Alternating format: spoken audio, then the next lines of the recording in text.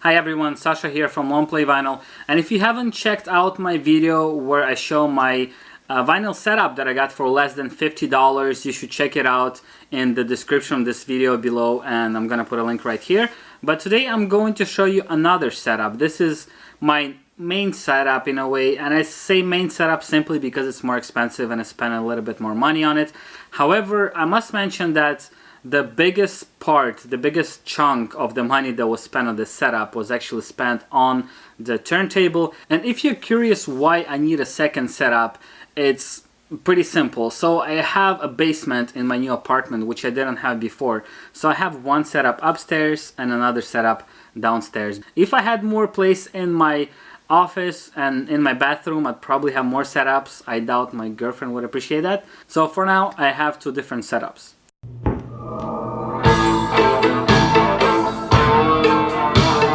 Well, let's start with the receiver. You could see it right here. This is a Zenith MC730. So this is a receiver that was built in the very early 80s. Some of them were built in Japan. I have the one that was built in Korea, and it mostly has Samsung components inside because I opened it when I bought it. Some of the lights didn't work and these knobs were making squishy noises when you turn them, so I had to give it a proper deoxid treatment as well as change one of the light bulbs. It sounds great, it works great. It cost me $10 from a thrift store. Yeah, I know it's not the most high-end receiver, it's not the best one out there, but I am happy with the way it works, I'm happy with the way it sounds, and you can't go wrong with something like that for $10. The second part of the setup is, of course, the speakers, and I just got these speakers recently. These are Acoustic Research 70 LS. Unfortunately, I couldn't find much information about them. If you can help me out and if you know what they are or you have any kind of info on them, please do let me know. I had someone mention on Facebook that similar speakers, or actually the very same speakers, were used as studio monitors in Montreal recording studios back in the day, back in the 70s or back in the 80s, but I'm not sure how legit that information is. So AR70LS speakers, if you have any information on that, I'd love to hear your input and I'd love to see that information. But to me, once again, they sound amazing. I really love the sound of these speakers. The sound is very, very clear. I love how the sound, especially compared to my old pair of Pioneer floor standing speakers, which I don't even remember the model, but those are the speakers that you'll find anywhere for $20–30 a set used, because they're just speakers, they're cheap speakers. These seem to be a lot more expensive, and you can tell that simply by listening to these speakers. So these Acoustic Research speakers cost me $25 at my favorite thrift store. Once again, I'm repeating myself, but I didn't know much about these speakers. I still don't know much about this specific model. I knew, however, that Acoustic Research used to be a good brand. I don't know if it still is now. Apparently, they're still making speakers and other equipment.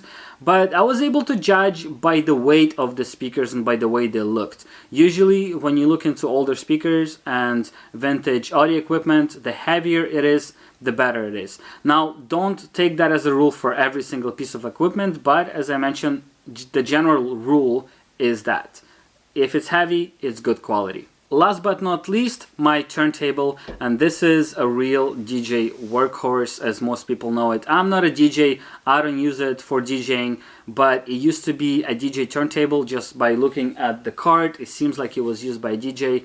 It is self-grounded as well, and it's a Technics SL1200 MK5, the early 2000s model. I know that these turntables are pretty much unkillable.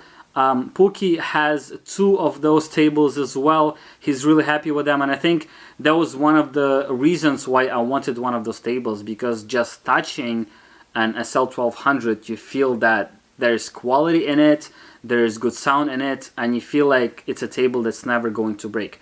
So that turntable was one of the very few pieces of audio equipment that I didn't buy at a thrift store. I wish I would. I'm always looking out for these turntables in the wild, but I bought this one on a local ads website, a Kijiji, equivalent of Craigslist in the US, and this table cost me $400 Canadian, which I think was a pretty good deal for it. Unfortunately, it doesn't have the dust cover. That sucks, but you kind of expect that with older turntables. They're often missing some of the parts or some of the packaging equipment. But all in all, as I mentioned, for $400, I think it was a pretty good deal. So around $300 US for a fully functional SL1200 MK5 is always a good find in my books. And I'd like to give you a tip here, because I didn't know much about turntables when I bought this specific turntable, and I didn't know anything about SL1200s. I had a friend come with me and give it a good look, because I thought that if I'm giving $300 or $400 Canadian for a used turntable, I gotta make sure it's in good condition. I gotta make sure all the necessary pieces are there, just like the cart, and this one came with the DJ Grotto cartridge. So I brought a friend who understands those tables, who has experience with them, and who was able to help me and assure me that everything is there, that it works fine, that it keeps its speed, and all those details that I wasn't aware of. So the total price for this setup is about $435, actually exactly $435 Canadian, which is 300 something US, I guess. I put it on the screen once I look up the exchange rates right now. And I think that's also a pretty good deal to have this kind of a turntable, these kind of speakers and the receiver for this price is still a really, really good deal compared to those lower quality turntables that you find brand new on the market right now. I would love to hear about your setups, your turntables, your receivers and speakers.